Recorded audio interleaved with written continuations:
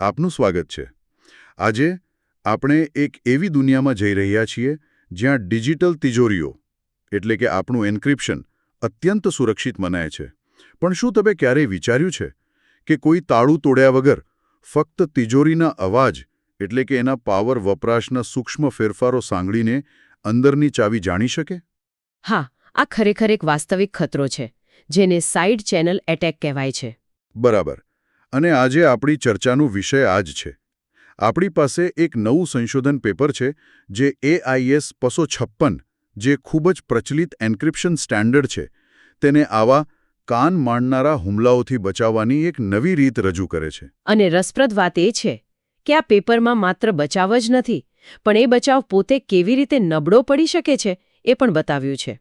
એટલે આજે આપણે આ નવી સંરક્ષણ પદ્ધતિને સમજીશું, એના પર થતા એક નવા પ્રકારના હુમલાને જોઈશું અને હા, એ હુમલાને પકડવાના ઉપાય વિશે પણ વાત કરીશું. ચોક્કસ, પણ એ પહેલા એ યાદ રાખવો જરૂરી છે કે આ સાઇડ ચેનલ અટેક કોઈ નવી વાત નથી.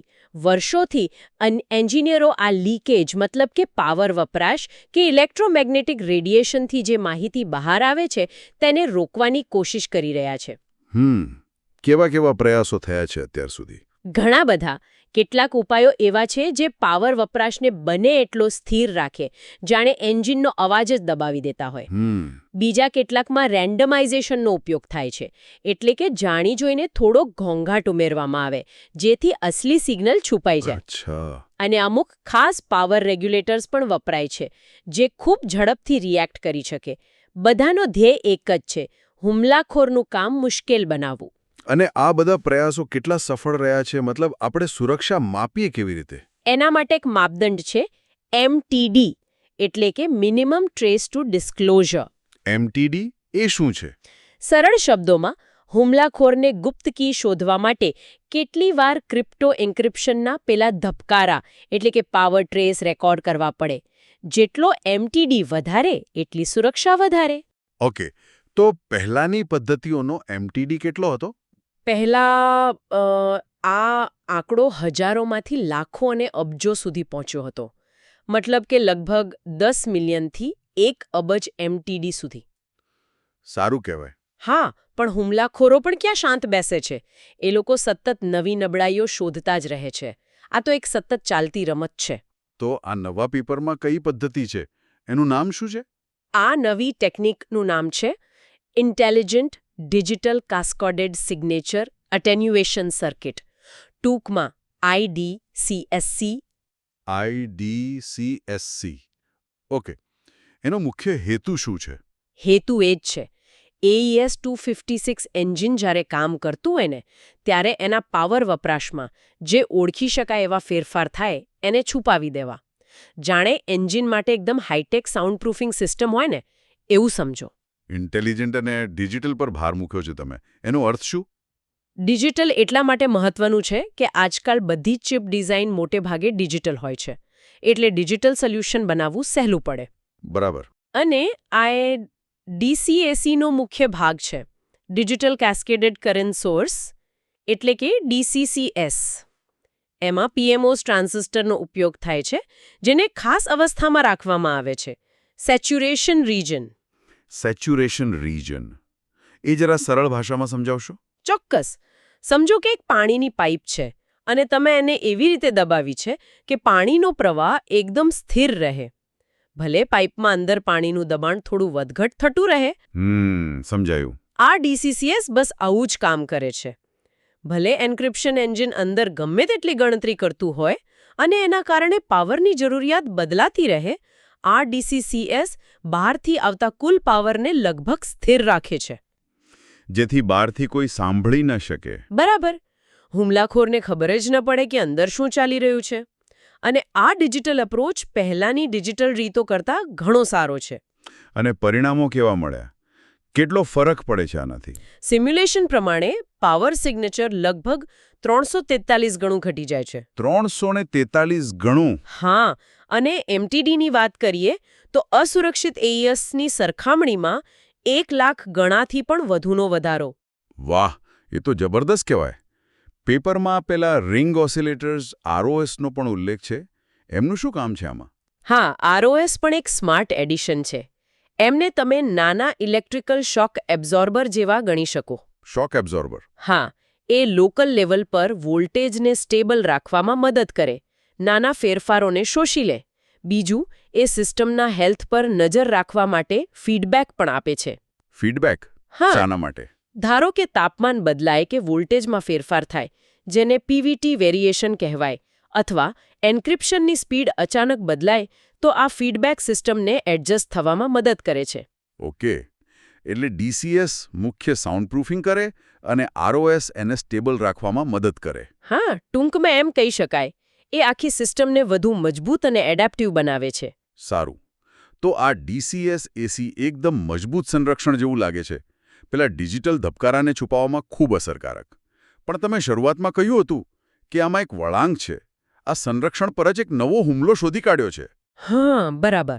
અને અહીં જ વાત ખરેખર રસપ્રદ બને છે. આ સંશોધનની કદાચ આ સૌથી મોટી અને અણધારી શોધ છે. શું શોધ્યું એમણે? એમણે પોતે જ શોધી કાઢ્યું કે એમણે બનાવેલું આ મજબૂત કવચ પણ ભેદી શકાય છે. અને એ પણ બહુ ચાલાકીથી. આ નવા હુમલાનું નામ છે દૂષિત વોલ્ટેજ ડ્રોપ. દૂષિત વોલ્ટેજ ડ્રોપ. એટલે કે જાણી જોઈને વોલ્ટેજ ઘટાડવો. પણ એમ કરવાથી તો સિસ્ટમ જ બંધ ન થઈ જાય. અહીં જ તો ચાલાકી છે. જો વોલ્ટેજ ખૂબ ઓછો કરી દો તો હા, એન્ક્રિપ્શન બંધ થઈ જશે, હુમલો નિષ્ફળ. બરાબર. પણ જો હુમલાખોર વોલ્ટેજને સ્માર્ટલી ઘટાડે, એટલે કે એટલો જ ઘટાડે કે એન્ક્રિપ્શન તો ચાલુ રહે, પણ પેલી આપણી સાઉન્ડપ્રૂફિંગ સિસ્ટમ IDC-ASC નબળી પડી જાય, તો એ સફળ થઈ શકે છે. પણ વોલ્ટેજ ઘટાડવાથી પેલી સાઉન્ડપ્રૂફિંગ સિસ્ટમ નબળી કેમ પડે? પેલી પાણીની પાઇપવાળી વાત સાથે આને કેવી રીતે જોડી શકીએ? સારો સવાલ. યાદ કરો પેલી પાઇપને દબાવીને પ્રવાહ સ્થિર રાખવાની વાત, જેને આપણે સેચ્યુરેશન રિજિયન કહ્યું હતું? હા. હવે વિચારો કે બહારથી જે મુખ્ય પાણીનો સપ્લાય આવે છે, એટલે કે આપણો VDD વોલ્ટેજ, એ જ ઓછો થઈ જાય. તો પેલી દબાવેલી પાઇપ હવે પૂરતો સ્થિર પ્રવાહ નહીં જાળવી શકે, એ થોડી લીક કરવા માંડશે. ઓહ, એટલે અંદરના દબાણના ફેરફાર હવે બહાર દેખાવા માંડે. બરાબર. ટેકનિકલી વોલ્ટેજ ઘટાડવાથી DCSCના ટ્રાન્ઝિસ્ટર પેલા અત્યંત સ્થિર સેચ્યુરેશનમાંથી ઓછા સ્થિર લિનિયર રિજિયનમાં આવી જાય છે. અને આ લીકી સ્થિતિમાં શું થાય પછી? જ્યારે સિસ્ટમ આવી લીકી બને ત્યારે એની સિગ્નેચર છુપાવવાની તાકાત એકદમ ઘટી જાય છે. ભલે કુલ પાવર કદાચ સરખો જ રહે, પણ પાવરમાં થતા નાના નાના ફેરફારો, પેલા ધબકારા, એ હવે વધુ સ્પષ્ટ થઈ જાય છે.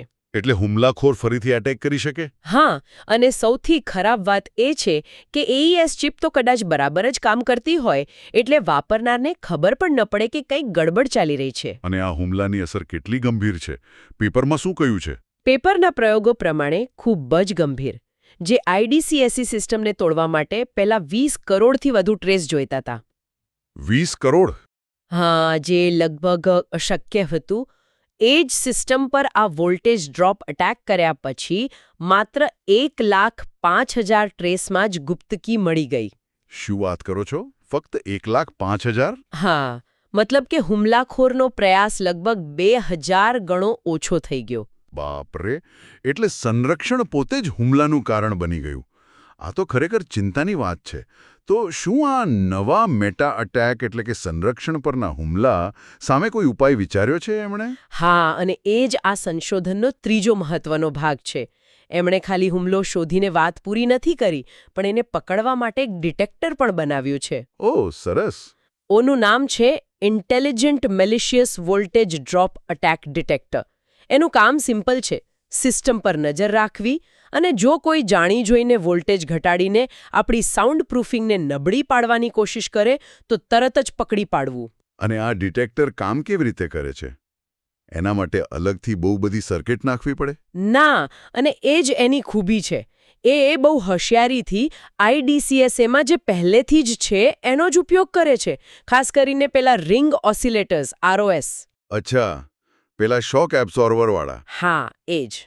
તો એનો ઉપયોગ કેવી રીતે કરે છે? એ મૂળભૂત રીતે બે આરોની સ્પીડ એટલે કે ફ્રીક્વન્સી સરખાવે છે. એક આરો એન્જિનના અંદરના વોલ્ટેજ VAS પર ચાલે છે, જે અંદરની તબિયત બતાવે. બીજો એક રેપ્લિકા આરો છે, જે બહારથી આવતા મુખ્ય વોલ્ટેજ VDDના આધારે ચાલે છે. નોર્મલી આ બંને વોલ્ટેજ અને એટલે બંને આરોની ફ્રીક્વન્સી વચ્ચે એક નક્કી સંબંધ હોય. ઓકે. પણ જો કોઈ બહારથી VDDને જાણી જોઈને ઘટાડે તો આ સંબંધ ખોરવાઈ જાય છે. અંદરનો અને બહારનો વોલ્ટેજ હવે જે રીતે ચાલવા જોઈએ એમ ન ચાલે. એટલે કંઈક ગડબડ છે એમ ખબર પડે. બરાબર. ડિટેક્ટર આ અસંગતતા એટલે કે બંને આરોની ફ્રીક્વન્સીમાં જે અણધાર્યો તફાવત આવે એને પકડી પાડે છે. જો આ તફાવત એક લિમિટથી વધી જાય તો એ સમજી જાય છે કે આ વોલ્ટેજ ડ્રોપ અટેક હોઈ શકે છે. અને જો એટેક પકડાઈ જાય તો શું થાય? ડિટેક્ટર તરત એલાર્મ વગાડી શકે.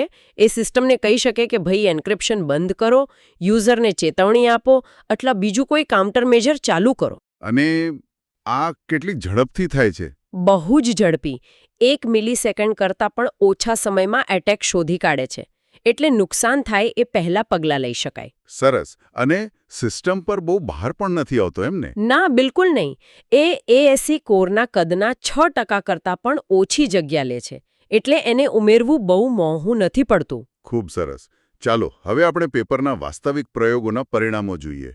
શું સાબિત થયું એમાં? પરિણામો ખરેખર આ ટેકનોલોજીની તાકાત બતાવે છે. પહેલા તો એમણે સુરક્ષા વગરના સાદા ASE એન્જિન પર એટેક કર્યો. શું થયું? એ તો તરત જ તૂટી ગયું. CPA એટેકથી ફક્ત 2300 ટ્રેસમાં અને CAMA એટેકથી લગભગ 4400 ટ્રેસમાં કી મળી ગઈ. બહુ જ જલ્દી. મતલબ કે સુરક્ષા વગર તો સિસ્ટમ એકદમ નબળી છે. બિલકુલ. પછી એમણે IDCSEC થી સુરક્ષિત કરેલી સિસ્ટમ પર એટેક કર્યો. અને ત્યારે પરિસ્થિતિ સાવ જુદી હતી. એમણે 200 મિલિયન એટલે કે 20 કરોડ ટ્રેસ ભેગા કર્યા. ટાઈમ ડોમેનમાં, ફ્રીક્વન્સી ડોમેનમાં. પણ કી મળી જ નહીં. 20 કરોડ ટ્રેસ પછી પણ નહીં? હા, આ બતાવે છે કે IDCSEC એ હુમલાખોર માટે કામ કેટલું અઘરું બનાવી દીધું છે. 2 કરોડ ટ્રેસ ભેગા કરવા એ ખરેખર બહુ જ મુશ્કેલ અને સમય માગી લે એવું કામ છે. સાચી વાત છે. પેપરમાં TVLA પરિણામોની પણ વાત છે. એ શું છે? TVLA એટલે ટેસ્ટ વેક્ટર લીકેજ અસેસમેન્ટ.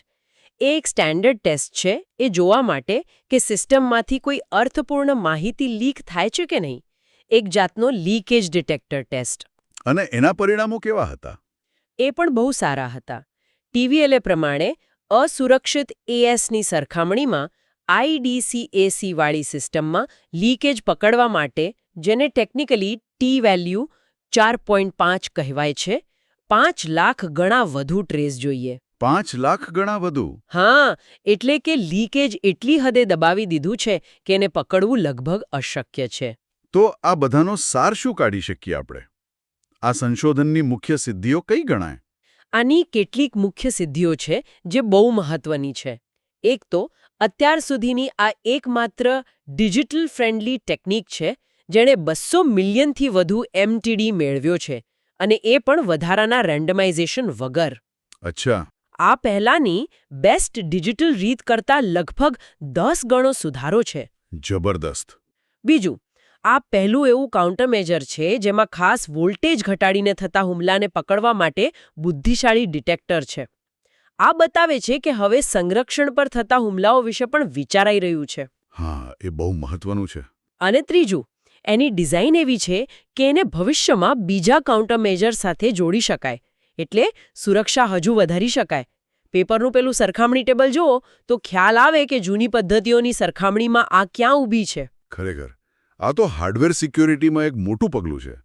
આપણે ખાલી તિજોરી જ મજબૂત નથી કરવાની, પણ તિજોરીના રખેવાળો પર પણ નજર રાખવાની છે. આ મેટા સિક્યોરિટીનો આઈડિયા બહુ રસપ્રદ છે. બિલકુલ. આ એ જ બતાવે છે કે સિક્યોરિટી એ સતત ચાલતી પ્રોસેસ છે. એક દરવાજો બંધ કરો તો હુમલાખોર બારી શોધે, બારી બંધ કરો તો દિવાલમાં તિરાડ શોધે. અને હવે તો રક્ષણાત્મક દિવાલને જ નબળી પાડવાનો પ્રયાસ. હા, એવો જ. તો આજની ચર્ચાનો સારાંશ કાઢીએ. આપણી પાસે IDCSEC નામની એક નવી પાવરફુલ ડિજિટલ ટેકનિક છે જે AES-256માંથી થતું સાઇડ ચેનલ લીકેજ જબરદસ્ત રીતે ઘટાડે છે, MTD 20 કરોડથી ઉપર લઈ જાય છે અને સૌથી મહત્વનું, એક નવા ચાલાક વોલ્ટેજ આધારિત હુમલાને પકડવા માટે એક સ્માર્ટ ડિટેક્ટર પણ ધરાવે છે. હા, આ ખરેખર મહત્વની સિદ્ધિ છે. અને અહીંથી એક છેલ્લો વિચાર મનમાં આવે છે, ભવિષ્ય માટે. શું? આ ડિટેક્ટર ખાસ વોલ્ટેજ ડ્રોપ માટે બન્યો, કારણ કે એ હુમલો એમણે શોધ્યો. પણ શું હુમલાખોરો આ સંરક્ષણ પદ્ધતિઓને નબળી પાડવા માટે બીજા કોઈ ભૌતિક ફેરફારોનો ઉપયોગ કરી શકે? જેમ કે ચિપનું તાપમાન જાણી જોઈને બદલવું, અથવા સિસ્ટમની ક્લોક સ્પીડમાં અચાનક ગડબડ કરવી, જેને ગ્લિચ કહેવાય. શું આવા ફેરફારો પણ સંરક્ષણની અસર ઓછી કરી શકે? સારો મુદ્દો છે. અને જો હા, તો ભવિષ્યના સંરક્ષણો આવા જુદા જુદા મેટા એટેક્સનો સામનો કેવી રીતે કરશે? શું આપણે એવા ડિટેક્ટર બનાવવા પડશે જે વોલ્ટેજ, તાપમાન, ક્લોક બધું જ મોનિટર કરે? આ એવા સવાલો છે જેના પર સિક્યોરિટી રિસર્ચર્સે સતત કામ કરવું પડશે. ચોક્કસપણે સુરક્ષાની આ દોડ ક્યારેય પૂરી નથી થવાની. આ ખૂબ જ રસપ્રદ અને ઊંડાણપૂર્વકની ચર્ચા માટે આપનો ખૂબ ખૂબ આભાર. તમારું પણ આભાર.